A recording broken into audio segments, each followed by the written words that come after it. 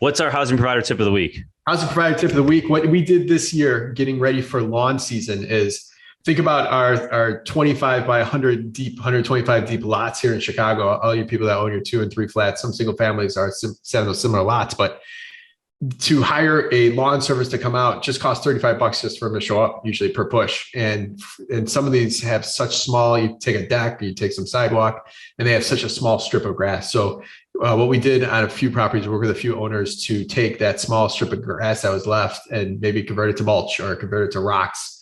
Or one person, that one deck he always wanted to put into, based on him putting the deck and removing all the lawn, he now, what he spent on the deck, if you didn't take into account the increase in lumber, in 3 seasons of not having to pay a lawn service to come out, he'll be break even. So for these small lawns, if you can find a way to add value to your property, he added value to his property too. He's got that deck that people can actually use now. So if you can take that consideration for some of these smaller lots or smaller grass patches and do something to get rid of that, so you can get rid of just having to service the lawn altogether, it could be a much better, smoother process for you.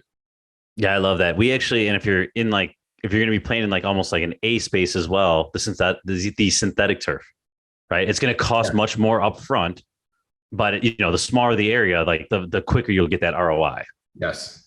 We have a property in Bridgeport that has that there. There's a couple actually over there that have done that, and we stole it from the neighbors, that idea. So that works out great. And it's not that expensive either, especially when you compare it against the usually, for a 2 flat, to have a lawn service come out, usually about $400 to $500 a season, $350 to $500 a season, depending on how often you got to come out that particular season.